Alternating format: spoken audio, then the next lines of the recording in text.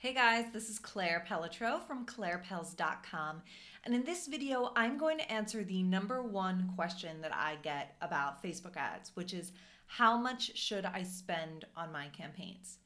Another question that I actually don't hear as much, but it is just as important, if not more so, is what kind of ROI can I expect to get on my ads? So what I've done is I've put together a Google spreadsheet. It's already populated with some formulas that I've put together, and I'll show you how to use the doc, how to use the columns, what to put in each place so that you can estimate what's going to happen if you spend $1,000 on ads, or what's going to happen if you spend 300, depending on what your offering is. So I'm going to show you how to use that doc yourself. If you're watching on YouTube, come over to clairepels.com/howmuch so that you can get this worksheet as well. You're definitely going to want to use this for all of your future campaigns. All right, here is the Google Doc. First thing you're going to do is come over to File, make a copy, and then you can change the name or not, whatever. This is going to allow you to have a copy of this doc in your own Google Drive because you won't be able to manipulate this doc the way you'll see me doing here, just because of the way my privacy is set up. So let's go through the columns first. This is value per conversion, and that basically means, how much is your product or how much is your package?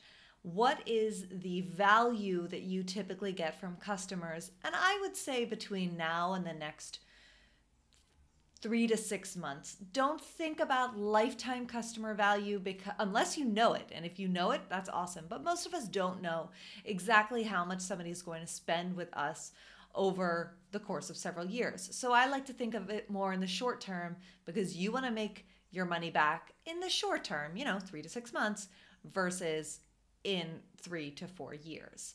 So if your coaching package is $1,000, then you can just change one of these lines to $1,000, and then that'll be your value per conversion.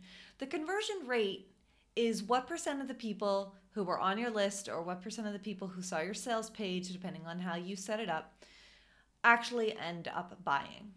Now, a great way to look at this is to see what happened last time. Last time you were selling this product or service, or in recent history. If this is your very first time out of the gate, then I recommend that you go with something conservative. They say the average conversion rate is 1 to 3%. Don't forget that Facebook traffic is cold traffic, and if you're not giving them a lot of time to warm up and to get to know you and to go through the know, like, and trust process, then you're probably going to see a lower conversion rate from your Facebook ad traffic. I know that I do. People who get on my list from organic means or from recommendations tend to buy at a lower rate than the people who I bring in with Facebook ads. So a quick note about conversion rate. This indicates a 1% conversion rate. This indicates a 2% conversion rate.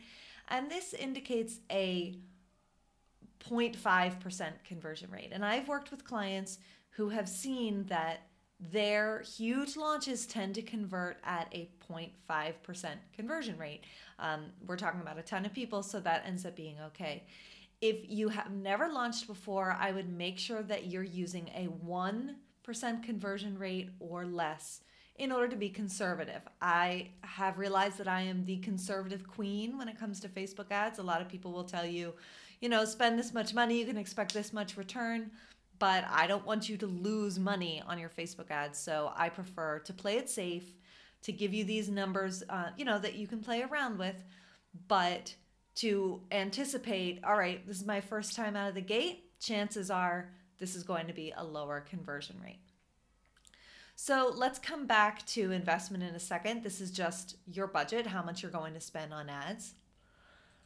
Now, this whole formula is based on the idea that you are using Facebook ads to grow your list with some kind of free content, webinar, video series, challenge, what have you. So the first step is to bring people onto your list with ads. Now, this can be a little tricky, the cost per lead. You may have heard of people getting signups or leads for 50 cents or $1, and you might have that success. You really might. But you might not. And so that's why I like to tell people, if you've never run ads before, or if you just haven't had a ton of success in the past, go with something like $2 or $3 as your cost per lead. Again, be conservative, because then you can change this formula as you see what's going on with your ads. And I'll talk about that in a second. So you'll see that once I take this 6,000 out, everything goes to 0. This would be revenue from your new leads, just the leads that you generate from Facebook ad. If your product is this much and your conversion rate is this much and you generate a certain number of leads. And then this would be your ROI, which is how much you spent, your revenue minus how much you spent. So let's say your value per conversion is just $500. You have a $500 product and you want to be really conservative because you have not tested this before. You haven't used Facebook ads in the past, or you haven't sold this yet. So you're going to be conservative with a $2.50 cost per lead.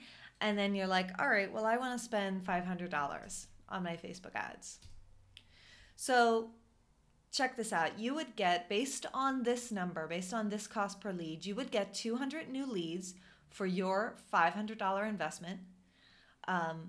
With a 0.5% conversion rate, chances are only one of those people would convert. And so you've made your money back. You have covered your investment, but you don't have an ROI. Now, if you have a higher conversion rate, which is possible, a 1% conversion rate, well, you've made 2 sales instead and you make $500 as a ROI on top of what you spent. So that's great. Now, if you have a $300 product like I do, and you have a conversion rate that's about 2.5%, you can see how that changes. Also, if I'm able to get my cost per lead down to $1.75, check out how the numbers change. I'm getting more leads because my cost per lead is cheaper. And then because my conversion rate is higher, I have more revenue and therefore more ROI. But let's say I bump this up to $1,000 for my investment. Well, I now have double the ROI because I have doubled my investment. I was speaking to a coach the other day who told me that her coaching packages were $600 and she had about a 5% conversion rate because she was able to get 10% of the people who signed up to her list on a free consultation call, and then she was able to convert half of those people to clients. So that's pretty good. 5%. I'm all about it. So we looked at what would her ROI be if she spent $1,000 in ads, or what if she just spent $200? Well, it would all depend on what kind of cost per lead we can get her. If we can get her, below $2, then she's in great shape. She's going to be, bringing in a lot more than she's spending. If we can't, if her ads or her free content just isn't that appealing to people and, it's costing $3 a pop, well, that's definitely going to bring down her revenue and therefore her ROI. But this is still great. Look at this. $2,000 from clients out of just a $200 spend. I mean, that's fantastic. And if she ups that to $500, she's just making more money. So a lot of people will find that a low price point product like $100, it gets really tricky to make that money back. So what if you want to invest $500?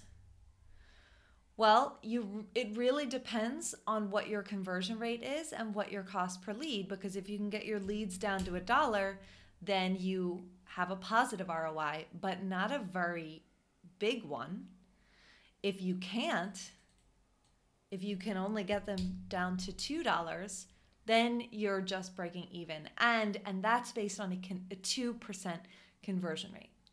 So I know that this is a lot, but all you need to figure out is what's the price of your product or your service. Now, you may already know that. And what is a conversion rate that you can realistically expect? If you have no clue, go with 0.005%, which is super low. Chances are you'll have a higher conversion rate than that. So this is playing it really safe.